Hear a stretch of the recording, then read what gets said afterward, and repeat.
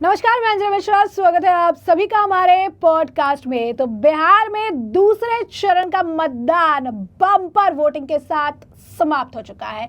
शाम के बज चुके हैं 6 और हम लेकर आ गए हैं आपके लिए प्यारा हिंदुस्तान का सटीक एग्जिट पोल। हमारा स्ट्राइक रेट तो आप पिछले चुनाव में देख ही चुके होंगे, चाहे महाराष्ट्र हो या हरियाणा। प्यारा हिंदुस्तान का जो एग्जिट पोल है वो बिल्कुल सही सटीक 100% स्ट्राइक रेट के साथ आपके सामने आया। और अब हम आए हैं बिहार का एग्जिट पोल लेकर आपके पास। तो हमारी जो टीम थी वो लगातार इस बिहार चुनाव को लेकर फील्ड पर मौजूद थी और हमारे टीम के साथ बहुत क्लोजली कोऑर्डिनेट कर रहे थे मोलेश्वर जी। तो सबसे पहले तो बहुत बहुत स्वागत है आपका एक बार फिर हमारे चैनल पर। तो मोलेश्वर जी को आपने देखा होगा, जिससे सटीक महाराष्ट्र और हरियाणा के एग्जिट पोल की हम बात कर रही हैं, तो एग्जिट पोल देने वाले मोलेश्वर जी ही हैं। और एक बार फिर बिहार का एग्जिट पोल हम उनसे जानेंगे। तो सबसे पहला सवाल मोलेश्वर जी, क्या है बिहार का एग्जैक्ट एग्जिट पोल? तो सबसे पहले धन्यवाद अंजलि जी, जिस तरीके से आपने ये बताया कि हम लगातार ये 3 बार हम हैट्रिक मार चुके हैं और अब ये चौथी बार है ये इलेक्शन। हरियाणा और महाराष्ट्र और दिल्ली के बाद हमारा चौथी बार है जो अब हमारा ये ज़मीनी जो एग्जिट पोल हम ज़मीन पे जाके करते हैं। हमारी रिपोर्टर रहते हैं, पूरे 2-3 महीने हम पूरा प्रयास करते हैं कि जो जनता है उसकी नब्ज को टटोलने का काम करते हैं और उसी नब्ज को हम अपनी एक तरीके से इस सर्वे में दिखाते हैं और वो जो सर्वे बाद में जाके सटीक बनता है, इसी को हम सटीक ज़मीनी एग्जिट पोल कहते हैं। 3 बार आपने हमारे साथ बैठ के ही आपने देखा होगा किस तरीके से सटीक लगभग 1-2 सीटें ही आसपास होती है, बाकी जी किसकी सरकार बन रही है, किसकी हार हो रही है, ये पूरा तय हो जाता है। और इस बार भी हम बिहार का पूरा एक तरीके से जमीनी एग्जिट पोल लेके आए हैं और सबसे पहले हम शुरुआत करते हैं बिहार का। आज सेकंड फेज का जो एक तरीके से बम्पर वोटिंग हुई है, ये साफ तौर पे ये दिखाई देता है कि जिस तरीके से एसआईआर की प्रक्रिया को पूरी तरीके से अच्छे तरीके से निभाया गया और उसके बाद जो महिलाओं का 10,000 का जीविका दीदी नाम से जो एक तरीके से प्रधानमंत्री मोदी और नीतीश कुमार की जो एनडीए सरकार है उसने जो लगभग लाखों जो महिलाएं, करोड़ों की तादाद में उनकी है जीविका दीदियों की, ऐसी जो लाभकारी योजना है उसका असर पूरी तरीके से एग्जिट पोल पे दिखाई दे रहा है। तो हम बिना आपके वक्त गवाए हुए सीधे सबसे पहले हम वोट प्रतिशत की बात कर रहे हैं, किस गठबंधन को कितना वोट प्रतिशत मिलने वाला है। तो सबसे पहले हम शुरुआत करते हैं बिहार के एग्जिट पोल की। प्यारा हिंदुस्तान का सटीक जमीनी एग्जिट पोल है। सबसे पहले शुरुआत करते हैं एनडीए और महागठबंधन, 2 बड़े गठबंधन बिहार में समय हैं। एनडीए को लगभग 42% वोट परसेंट मिलने वाला, लगभग जो आपका लोकसभा के समय रहता उसके करीब करीब, और पिछला जो एक तरीके से लगभग 37% एनडीए का रहा था वोट परसेंट, क्योंकि उस समय चिराग पासवान इस गठबंधन में नहीं थे, तो उनकी वजह से लगभग 42% एनडीए का वोट परसेंट रहने वाला है। महागठबंधन को झटका लग सकता है, केवल और केवल मात्र 36% उनका वोट शेयर रह सकता है। तो लगभग 6% का ये बड़ा जो एक तरीके से वोट शेयर में कमी महागठबंधन के लग रही है और ये पूरा एक तरीके से सीटों पर भी आपको झलकेगा। अगर हम बीजेपी, जेडीयू और अगर एनडीए की बात करें तो बीजेपी में लगभग 22% मिलने वाला है, जेडीयू को 16%, हम जो पार्टी है आपके जीतन राम मांझी की उसको 4% मिलने वाला है, एलजेपी जो चिराग पासवान है उनको 5 से 6% मिल सकता है, और जो आपके उपेंद्र कुशवाहा आरएलएम पार्टी है उनकी, उनको 1% से कम वोट परसेंट मिल सकता है। ये टोटल हो जाते हैं 42%। अगर हम दूसरी तरफ महागठबंधन की बात करें, आरजेडी जो सबसे बड़ी पार्टी है वहां पर, उसको लगभग 21%, लगभग पहले 23% हुआ करती थी जो आरजेडी थी, अब वो घटकर 2% लगभग 21% पे आ रही है। कांग्रेस जो पहले यहां पर 9%, 10% वोट लाई थी, वो इस बार 8 या 7% वोट पर सिमट रही है। जो सीपीआई है, सीपीआईएम है, मार्क्सवादी है, तमाम जो तीनों यहां पर सीपीआई के कैडर हैं उनको लगभग 4% वोट मिलेगा। और वीआईपी जिनका आप देख सकते हैं, जो उनको एक तरीके से डिप्टी चीफ मिनिस्टर का भी घोषित कर दिया गया, लेकिन उनका वोट प्रतिशत केवल 1% रह रहा है, तो ये टोटल हो जाते हैं 36%। तो वोट प्रतिशत में आप साफ तौर पे दिखाई दे सकता है कि जो एआईएम है वो भी अपना जो पुराना जो सीटें थी उसकी 5 सीटें वो भले कम हो रही हैं, लेकिन वो अपना जो वोट प्रतिशत है उसको बचाए हुए है और उससे भी हल्का उनकी बढ़ोतरी हो रही है। जो नई पार्टी है जन स्वराज पार्टी, जो आपके एक तरीके से प्रशांत किशोर की पार्टी है, उसने पहली बार आके एक तरीके से एंट्री, तो एक तरीके से बयानों में उन्होंने धमाकेदार की थी, लेकिन जो वोट प्रतिशत दिखाई दे रहा है वो ज्यादा नहीं दिखा रहा है, केवल 4 से 5% वोट परसेंट दिखाई दे रहा है। चिराग पासवान की जो पार्टी है, इतनी पुरानी पार्टी है, उससे कम वो एक तरीके से वोट प्रतिशत लाते हुए दिखाई दे रहे हैं। और जो आपके तेज प्रताप हैं, उनकी वजह से जो आरजेडी है, कई जो एक तरीके से यादव में जो यादव बहुत सीटें हैं उनमें एक तरीके से थोड़ा नुकसान होते हुए दिखाई दे रहा है, क्योंकि परिवार में ही दो भाइयों में फूट होती हुई दिखाई दे रही है। लालू प्रसाद यादव इस पूरी चुनाव से नदारद रहे, किसी भी रैली में एक तरीके से वो शामिल नहीं हुए, और दूसरी तरफ आप देख सकते हैं कि दो भाइयों में फूट, जुबानी जंग भी जारी रही। वो घड़ी आ चुकी है कि इन वोट प्रतिशत को अगर हम सीटों में तब्दील करें तो किस गठबंधन की सरकार इस समय बिहार में बनते हुई दिखाई दे रही है। जी, अब हम बात कर लेते हैं वोट प्रतिशत को कन्वर्ट करते हैं जैसे सीटों में। हाँ। तो सीटों की बात करें तो एनडीए, महागठबंधन और एनडीए दोनों में जो मीडिया में कांटे की टक्कर दिखाई दे रही है, वो जमीन पे इस समय बिल्कुल नदारद है। कोई भी जनता एक तरीके से जो जंगल राज है, सबसे बड़ा एक तरीके से जो जंगल राज की जो महिलाएं उसकी बात कर रही हैं, इसको अगर हम वोट शेयर में करें तो 101 सीटों पर जो बीजेपी लड़ रही थी वो इस समय 81 सीटें जीत रही है। 101 सीटों पर आपकी जेडीयू चुनाव लड़ रही है। 60 सीटें वो पहले से काफी एक तरीके से 15 से 16 सीटें वो अपनी बढ़ा रही है। 6 सीटों पर हम पार्टी लड़ रही है, उनको 3 सीटें मिल रही है। एलजेपी 28 सीटों पे लड़ रही है, 15 सीटें जीत रही है। आरएलएम जो उपेंद्र कुशवाहा हैं 6 सीटों पे लड़ रहे हैं, 2 सीटें जीत रहे हैं।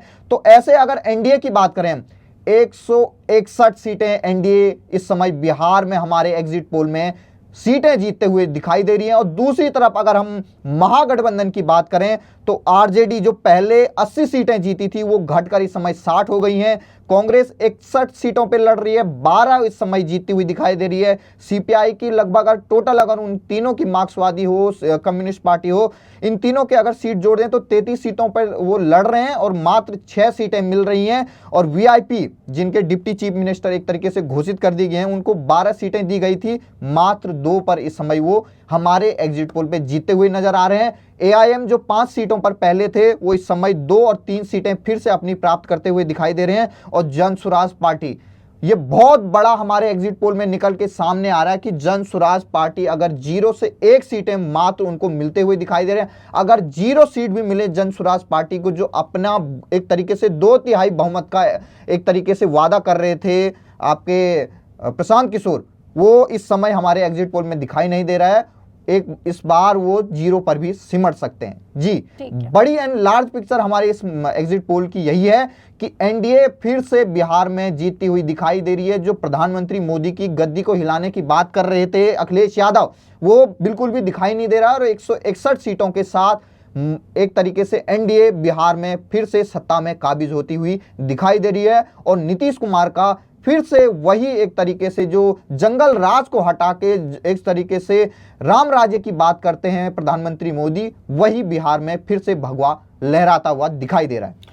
ठीक है मोलेश्वर जी, जैसा कि आपने जंगल राज का जो है मेंशन किया, तो इस बार इस पूरे चुनाव प्रचार से लेकर वोटिंग के बीच में भी जो गैप हुआ उसमें जंगल राज, रंगदारी जैसे जो शब्द है उनका काफी बोलबाला देखने के लिए मिला। तो आपको लगता है कि जो जंगल राज और रंगदारी शब्द है इसने कहीं ना कहीं एनडीए के खाते में जो है बढ़त की है और नुकसान जो है महागठबंधन के खेमे में किया है? तो जिस तरीके से हम देखते हैं, अगर हम बिहार के अगर बॉर्डर को देखें, बिहार के मैप को देखें, तो एक तरफ आपका इधर दक्षिण में लग जाता है यूपी, ऊपर की ओर अंतर्राष्ट्रीय सीमा लग जाती है नेपाल की, और पूर्व में आपका एक तरीके से पश्चिम बंगाल का कुछ हिस्सा लगता है, और नीचे आपका अगर आप दक्षिण में जाएंगे तो पूरा झारखंड का बॉर्डर लगता है। तो तीनों तरफ आप देखिए, पश्चिम बंगाल में जो हालत हो रही है एसआईआर की वजह से, जो एक तरीके से रोहिंग्या भाग के निकल रहे हैं, झारखंड में भी यही हालत है। वहां पर किस तरीके से धर्मांतरण का पूरा काम चल रहा है, चर्च जो ईसाई मिशनरियां होती है वहां कन्वर्जन कराती हैं आदिवासी लोगों का। अंतर्राष्ट्रीय सीमा नेपाल में देखिए किस तरीके से चाक चौबंद व्यवस्था कर दी गई है। और उसके बाद यूपी बाबा जी का बुलडोजर के नाम से उत्तर प्रदेश के मुख्यमंत्री जाने जाते हैं, उनकी वहां पर काफी रैलियां हुए हैं, उसका असर भी दिखाई दे रहा है। तो अगर हम यहां पर बात करें, छपरा से अगर पूर्णिया की बात करें और दरभंगा से गया की बात करें, तमाम हर इलाके में इस बार ये दिखाई दे रहा है, जो पिछली बार जहां पर एक तरीके से महागठबंधन ने बढ़त बनाई थी, कई जगह क्लीन स्वीप किया था, वो इस बार घटते हुए दिखाई दे रहे हैं। और जिन इलाकों में बीजेपी अपने एक तरीके से मजबूत गढ़ है उसको और बचाते हुए उसमें और सीटें तब्दील कर रही हैं। तो हमें ये लगता है कि इस बार जो वहां पर वोट प्रतिशत में जो बढ़ोतरी हुई है, लगभग 8 से 10% जो वोट बढ़ा है, उसमें सबसे महत्वपूर्ण जो वजह बताई जा रही है वो एसआईआर की बताई जा रही है। और उसके बाद जो महिलाओं को जीविका दीदी के नाम से जो योजना एकदम चुनाव से ठीक पहले वो दिलाई गई, 10,000 हर महिला के खाते में दिया गया, लाखों की तादाद में है, लगभग 67 लाख महिलाएं इससे लाभान्वित हुए हैं। और आने वाले समय में 2 लाख की एक तरीके से उनको ये कहा गया है, अगर वो 10,000 का सदुपयोग करेंगी तो उनको 2 लाख तक का और एक तरीके से लोन उनको मिल सकेगा ताकि वो स्वरोजगार कर सके। लखपति दीदी योजना की बिहार में ये योजना बहुत पहले से मुख्यमंत्री नीतीश कुमार चलाते आए हैं। तमाम आप देख सकते हैं कानून व्यवस्था को जो लगातार हर महिला की जुबान पे था कि हमें जंगल राज नहीं चाहिए, इसीलिए उन्होंने एक तरीके से कानून व्यवस्था का सबसे बड़ा महत्वपूर्ण मुद्दा रहा है। और इस वजह से महिलाओं ने बढ़ चढ़कर भाग लिया और महिलाओं का इस समय वोट प्रतिशत जो आपको दिखाई दे रहा होगा पुरुष से भी और अच्छी तादाद में है। और वो पूरा एक तरीके से एनडीए गठबंधन की तरफ गया, जिसकी वजह से जो MY समीकरण था तेजस्वी यादव, राहुल गांधी और लालू प्रसाद यादव का, वो एक तरीके से फीका होता हुआ दिखाई दिया हमें इस पूरे चुनाव में। बहुत बढ़िया मुलेश्वर जी। तो सबसे जो इम्पोर्टेंट एक सवाल है जिसे लेकर काफी कंफ्यूजन भी पैदा किया गया विपक्ष की तरफ से, सीएम फेस। तो मैं आपसे जानना चाहूंगी कि बिहार में कौन कौन से मुद्दे रहे जो काफी प्रभावी रहे, और दूसरा इसी में ऐड करके मैं आपसे ये पूछना चाहूंगी कि सीएम फेस के लिए क्या लगता है एक मजबूत दावेदारी और जनता की पसंद क्या वो सेम है? क्योंकि एनडीए ने तो साफ कहा कि नीतीश कुमार हमारा चेहरा होंगे, महागठबंधन की तरफ से जोर जबरदस्ती करके तेजस्वी को आगे रखा गया है, लेकिन जमीनी स्तर पर जनता क्या कह रही है, जनता का मनपसंद मुख्यमंत्री चेहरा कौन है, ये भी हमारे व्यूअर्स को बताइए। तो सबसे पहले हम शुरुआत करते हैं कि जब हम एग्जिट पोल कर रहे थे तो सभी बिहार की जनता ये कह रही थी कि नीतीश कुमार काफी लंबे समय से वहां के मुख्यमंत्री हैं, तो शायद उनकी लोकप्रियता कम हो गई होगी सीएम रेस को लेकर, और तेजस्वी यादव जो नए चेहरे हैं उनको लेकर एक तरीके से युवाओं में रुझान बढ़ा होगा। लेकिन जो हमारा एग्जिट पोल ये साफ दिखाई दे रहा है कि जिसमें जो अगर नीतीश कुमार की बात करें सीएम रेस में, तो लगभग नीतीश कुमार अभी भी बिहार की जनता का बहुमत से एक बड़ा चेहरा है। 60% लोग ये चाहते हैं कि फिर से नीतीश कुमार उनके मुख्यमंत्री बने रहें, मात्र 25% तेजस्वी यादव। इसमें भी MY समीकरण जो आपको अगर हम मिलाएं तो इसमें बड़ी तादाद में मुस्लिम और यादव वोटर हैं, उन्होंने एक तरीके से तेजस्वी यादव को एक तरीके से सीएम फेस का नाम अपना बताया और 25% तेजस्वी यादव का नाम लिया लोगों ने, और सम्राट चौधरी केवल और केवल 15%। और जो जन स्वराज पार्टी के प्रशांत किशोर इतनी लंबी लंबी बातें करते हैं, कहते हैं कि जो बिहार की जनता है उसको हम एक नया आइडिया देंगे, एक नए हम राजनीति की ओर लेंगे, जैसे हमने दिल्ली में देखा केजरीवाल ने जो सपने दिखाए थे दिल्ली की जनता को, वो 2 बारी में लगभग 10 साल में वो चकनाचूर होते हुए दिखाई दिए। और उसके वैसे ही प्रशांत किशोर को, क्योंकि दिल्ली का जो मॉडल था केजरीवाल का वो फेल होता हुआ नजर आया, जो नई पॉलिटिक्स की बात करते हैं, इसलिए जन स्वराज के जो प्रशांत किशोर हैं वो सबसे लास्ट हैं। केवल और केवल 10% बिहार की जनता ये चाहती है कि प्रशांत किशोर उनके मुख्यमंत्री हैं। जहां तक आपने मुद्दों की बात की, महिलाएं हो, पुरुष हो या कोई युवा हो, फर्स्ट टाइम वोटर हो, सभी की जुबान पर एक मुद्दा काफी लंबे समय से ये दिखाई दे रहा है कि राष्ट्रवाद। आज आपने देखा किस तरीके से कल ही की घटना है, दिल्ली में कितनी बड़ा बम ब्लास्ट हो गया है, उसके तार भी एक तरीके से पुलवामा में से जुड़ रहे हैं। और पुलवामा से आपको पता है कि जो बड़ा एक तरीके से आत्मघाती हमला हुआ था, अभी जम्मू कश्मीर में भी जो बड़ा हमला हुआ उसकी वजह से भारत और पाकिस्तान का युद्ध छिड़ गया। अब प्रधानमंत्री मोदी ने फिर से ये कह दिया कि हम तह तक जाएंगे और जो कल्प्रिट हैं उनको सजा दिलाएंगे। तो मुझे ये लगता है कि राष्ट्रवाद एक बार फिर से बड़ा मुद्दा बिहार में दिखाई दिया। 15% लोगों ने कहा कि हमारा सबसे बड़ा मुद्दा है देश की रक्षा। और प्रधानमंत्री मोदी को अगर इसमें जोड़ दें तो 20% लोग ये चाहते हैं कि प्रधानमंत्री मोदी की वजह से वो वोट दे रहे हैं एनडीए को। मतलब मोदी एक अहम चेहरा है इस पूरे चुनाव। अगर हम राष्ट्रवाद और मोदी को अगर साथ में लें तो 35% बिहार की जनता ने ये बताया कि उनका अहम मुद्दा वोट देने का राष्ट्रवाद और मोदी है। दूसरी तरफ बेरोजगारी 10% है, कानून व्यवस्था 15% लोग मानते हैं कि इस पर उन्होंने वोट किया है, महंगाई 10%। अब इस महंगाई की अगर हम बात करें, महंगाई में जीएसटी कम होने की वजह से ये महंगाई इस बार एनडीए के फेवर में ज्यादा एक तरीके से वोट करी। अभी तक हम ये सोचते थे कि महंगाई जो सरकार रहती है उसके खिलाफ काम करती है, लेकिन महंगाई इस बार क्योंकि कम हुई है, जीएसटी इतना भारी तादाद में कटौती हुई है, उसकी वजह से ये एनडीए को मदद कर रही है। सरकार के काम जैसे इंफ्रास्ट्रक्चर के काम देखे होंगे आपने, नए नए एयरपोर्ट्स बने हैं, फ्लाईओवर बने हैं, नई नई सड़कें बनी है, एक्सप्रेसवे अब बनते हुए दिखाई दे रहे हैं, मेट्रो की बात हो रही है। तो लगातार जो सरकार के काम है उसका भी योगदान इसमें दिखाई दे रहा। 20% लोग ये मानते हैं कि उन्होंने सरकार के काम की वजह से वोट किया है। शिक्षा की व्यवस्था की बात करें, 8% लोगों ने कहा है कि उन्होंने शिक्षा और चिकित्सा के मामले में, जो आप देखते होंगे कि वहां पर जो एक तरीके से अव्यवस्था दिखाई देती है, जो चिकित्सा के और शिक्षा के मामले में कई लोगों को पलायन करना पड़ता है रोजगार की वजह से, उस पर लगभग लोगों ने 8% लोगों ने कहा कि हमारी शिक्षा और चिकित्सा के मामले में उन्होंने मुद्दा देख के 8% लोगों ने वोट किया इस बार। वाह, बढ़िया मोलेश्वर जी। तो साथ ही साथ एक आखिरी सवाल मैं आपसे पूछूंगी कि एक बार फिर से एक क्लियर एग्जैक्ट एग्जिट पोल प्यारा हिंदुस्तान का जो है आप हमारे जो व्यूअर्स हैं उनके सामने रखिए, आंकड़े बताइए कितनी सीटें हैं, कितना जो है एक्सपेक्ट किया जा सकता है, क्या आंकड़े हैं, एक बार लास्ट जो है जनता को एक ओवरव्यू आप दे दीजिए।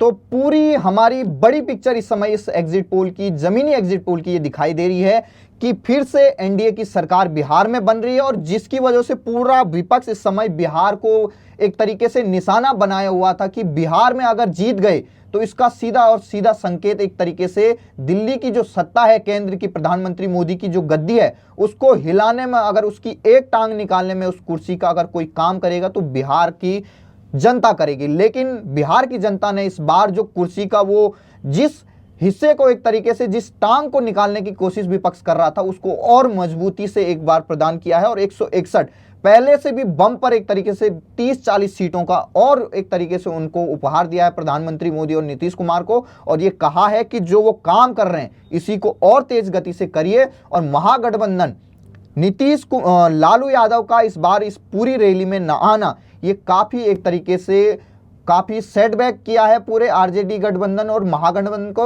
और तेज प्रताप और तेजस्वी की जो लड़ाई है उसने भी ये दिखा दिया है कि भाइयों की फूट में इस बार एनडीए की मौज आ गई है। और दूसरी तरफ अगर हम देखें, सबसे महत्वपूर्ण जो बड़े बड़े चेहरे इस समय जो चुनाव में उतरे हैं, मनीष कश्यप जो उनकी चिरपटिया विधानसभा है वहां से वो 3rd नंबर पे आ रहे हैं। इतने बड़े यूट्यूबर अपने आप को बताते थे, कई साल जेल रहे, बीजेपी के नेताओं की वजह से वो छूट के भी आए थे, लेकिन उन्होंने बीजेपी को छोड़ के जनसुराज पार्टी प्रशांत किशोर का दामन थामा, लेकिन 3रे नंबर पे वो हमारे इस एग्जिट पोल में दिखाई दे रहे हैं। अगर राघोपुर की बात करें जहां पर तेजस्वी यादव जी लड़ाई कर रहे हैं, वो साफ तौर पे यहां पर अपनी बम्पर जीत वो तय करते हुए दिखाई दे रहे हैं। सम्राट चौधरी जो उनकी परभट्टा सीट है वहां पर वो जीतते हुए दिखाई दे रहे हैं।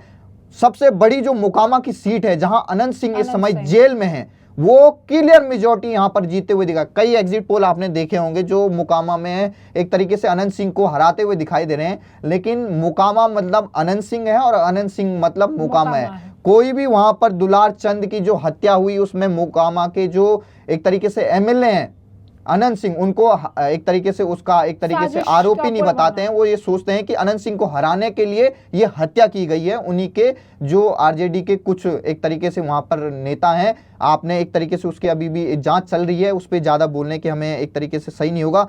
फिर दूसरी तरफ हम खेसारी की बात करें, पूरा चुनाव खेसारी ने अपने इर्द गिर्द रचने की पूरी कोशिश की, राम मंदिर पे निशाना साधा, तमाम हिंदुओं की आस्था को ठेस पहुंचाई। इस वजह से अभी हम देख रहे हैं कि छपरा में कांटे की टक्कर है, लेकिन खेसारी अगर हार भी जाएं तो इसमें कोई बड़ी बात नहीं होगी, क्योंकि खेसारी को इसीलिए छपरा सीट दी गई थी, वहां पर आरजेडी एक तरीके से अपने आप को सेफ बता रही थी। लेकिन आरजेडी के जो तेजस्वी यादव हैं उनको पता था कि ये सीट हमारे हाथ से निकल सकती है, तो इसलिए खेसारी को बड़े चेहरे को दिया गया, लेकिन इसका भी फायदा होते दिखाई नहीं रहा।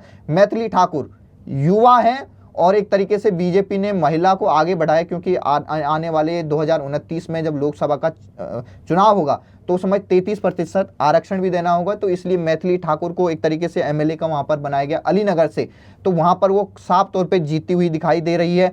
और वहीं एआईएम की बात करें, जो आरजेडी ने पहले एआईएम के सभी नेताओं को अपनी पार्टी में शामिल कर लिया था, उसका फायदा यहाँ पे नहीं दिखाई दे रहा है। किशनगंज, पूर्णिया और अररिया ये तीनों वो जिले हैं जहां पर बहादुरगंज हो या कूच धामन हो या फिर अमौर हो, ये तीनों सीटें एक तरीके से एआईएम जो पार्टी है, ओवैसी की पार्टी है, वो फिर से अपनी जीतती हुई दिखाई दे रही है। तो जो उनका पार्टी को पूरी तरीके से मर्ज कर लिया था आरजेडी ने, उसका फायदा यहाँ पर आरजेडी को बिल्कुल नहीं हो रहा। जो युवा मुस्लिम है वो एक तरीके से बढ़ चढ़कर ओवैसी को एक तरीके से अपना नेता मानते हैं, इसलिए वो 3 सीटें इस समय जीतते हुए दिखाई दे रही हैं। और जन स्वराज और तेज प्रताप की बात करें अगर हम, जो उनकी सीट है महुआ, इस समय वो अपनी महुआ सीट पर कांटे की टक्कर दिखाई दे रहा है। अगर वो जीत भी जाएं, अगर वो सेकंड भी आते हैं तो उनके लिए बहुत बड़ी बात होगी, क्योंकि लालू यादव के बेटे हैं। तेजस्वी यादव ने पूरा साम्राज्य भी हड़प लिया, पूरी परिवार भी हड़प लिया, और तेज प्रताप के पास न आज परिवार है, न उनकी एक तरीके से जो गर्लफ्रेंड की बात की जा रही वो उसकी भी स्थिति साफ नहीं है। पूरे परिवार से भी निकाल दिया, पार्टी से भी निकाल दिया, छोटे बेटे ने पूरा हड़प लिया है। तो जनता का इस तरीके से सिंपैथी वोट उनको मिलते हुए दिखाई दे रहा है। तो ये हो सकता है कि तेज प्रताप यादव इस सिंपैथी लहर में आपकी महुआ सीट से वो जीत सकते हैं। तो बहुत बहुत धन्यवाद मुलेश्वर जी, आपका आपने बहुत ही बेहतरीन जो है एग्जिट पोल पेश किया है। साथ ही साथ मैं अपनी जनता से भी कहूंगी कि हमारे चैनल के साथ लगातार जुड़े रहें। इस तरीके के कई सारे एग्जिट पोल जो है अभी आपको हमारे चैनल्स पर दिखने वाले हैं, और इस एग्जिट पोल को लेकर, यानी प्यारा हिंदुस्तान का जो एग्जिट पोल हमने आपके सामने रखा है, इसे लेकर आप भी कॉमेंट करें, आप भी बताएं कि आपका एग्जिट पोल क्या कहता है। बहुत बहुत धन्यवाद हमारे साथ जुड़ने के लिए। वीडियो को जरूर पूरा देखें, क्योंकि अगर आप पूरा देखेंगे तो ही समझ पाएंगे चलते कि क्या चलते हम लोगों को ये कहना चाहते हैं कि अगर आपको हमारे ये एक तरीके से जो जमीनी रिपोर्ट आती है, जो जमीनी एग्जिट पोल हम करते हैं, अगर उसमें अगर आपको सहयोग करना है तो कुछ नहीं करना है, इसमें आप भी अपने कमेंट में कर सकते हैं। आपको कितना लगता है, कितनी सीटें आपके वहां से कौन जीत रहा है, बिहार से अगर कोई देख रहा है हमें, पूरे देश की नजर इस समय बिहार पे लगी हुई है, हमारी भी एक तरीके से साख इस पर लगी हुई जो हम एग्जिट पोल दे रहे हैं, क्योंकि हरियाणा में हमारी जीत हुई, महाराष्ट्र में जीत हुई और दिल्ली में जीत हुई, जनता के दम पे जीत हुई हमारे एग्जिट पोल की। तो इस बार भी जनता के दम पर हम बिहार का एग्जिट पोल लेके आए हैं। तो आपकी भी एक तरीके से राय हमें पता लगी, तो कमेंट में आप भी कह सकते हैं कि एनडीए को कितनी मिल सकती है, महागठबंधन को कितनी मिल सकती है। और दूसरी तरफ हम देखते हैं कि तमाम बड़े बड़े जो चैनल हैं वो अपने स्टूडियो में एग्जिट पोल करते हैं, अगर वो उनका एग्जिट पोल एक तरीके से धराशायी भी हो जाता तो माफी तक नहीं मांगते। हम उस दिन भी आपके सामने खड़े होंगे, अगर गलत होगा तो उसका भी हम कारण बताएंगे, अगर सही होगा तो हम आपके सामने आ ही जाएंगे। तो आप ये देखते रहिए, 3 बार हमने सटीक एग्जिट पोल दिया है, तो चौथी बार भी हमारी एक तरीके से परिणाम हमारा लगभग 14 तारीख को आ ही जाएगा। हम सुबह से आप के साथ जुड़े रहेंगे। आपका जो एग्जिट पोल है आप भी कमेंट सेक्शन में लिखें, और इस वीडियो को ज़्यादा से ज़्यादा शेयर करिए, क्योंकि मेहनत लगती है इसमें। 3-4 महीने हमारी 2-2 टीम हमारी ज़मीन पे काम करती है, हर दिन वो शहर बदलते हैं, हर दिन वो एक तरीके से जो तंग गलियाँ हैं, तमाम बड़े बड़े जो बिहार की जनता, वो तो ये कह रही थी इस बार हेलीकॉप्टर की आवाज़ उन्होंने इतनी सुन ली है कि वो आदी हो चुके हैं। पूरी रोड शो में देखिए, जो इस समय रोड शो हुए हैं, प्रधानमंत्री मोदी ने 16 रोड शो रैलियां की, 2 उन्होंने एक तरीके से रोड शो किए। पटना में आपने देखा होगा रोड शो कितना भव्य था उनका। योगी आदित्यनाथ 30 रैलियां की उन्होंने, और 1 रोड शो किया दरभंगा में। मोहिउद्दीन नगर में वो गए थे तो उन्होंने ये कहा था कि मैं इसका नाम मोहन नगर करेंगे अगर हमारी सरकार यहाँ पर फिर से आई तो। वहीं पर हम तेजस्वी यादव की बात करें तो 200 रैलियां उन्होंने की अकेले दम पे। इस बार लालू यादव नहीं थे, उसका नुकसान उनको खास तौर पे इस पे दिखाई देगा। दूसरी तरफ लालू यादव पूरी तरीके से नदारद रहे। वहीं अमित शाह की बात करें, 34 रैलियां उन्होंने की और उन्होंने 2 रोड शो किए। तो बड़े बड़े नेताओं का पूरा ये कार्यकाल एक तरीके से चुनावी प्रचार आपने देखा। 11 तारीख से जैसे ही कल वोट, परसों एक तरीके से जैसे ही 8 तारीख हुई, उसके बाद हेलीकॉप्टर की भी आवाज़ बंद हो गई। तमाम जो बड़े बड़े भोंपू बजते रहते थे, गाने बजते रहते थे, बड़े बड़े जो लाउड स्पीकर बजते थे, वो ख़त्म हो गए हैं। एक तरीके से पूरा शांति रूप से एक तरीके से पूरा चुनाव हुआ। और दूसरी तरफ जो बम्पर वोटिंग हुई है, SIR हुआ है, उसका साफ तौर पे ये संकेत दिखाई दे रहा है कि फिर से एनडीए को बिहार में आने से कोई नहीं रोक सकता है। आपका क्या कहना है? बिहार से आप जुड़े हैं, आपके यहाँ कौन सा विधायक जीत रहे हैं? जी, कमेंट करना बिल्कुल भी ना भूलें, जरूर कमेंट करें अपना भी एग्जिट पोल। बहुत बहुत धन्यवाद आप सभी का। नमस्कार।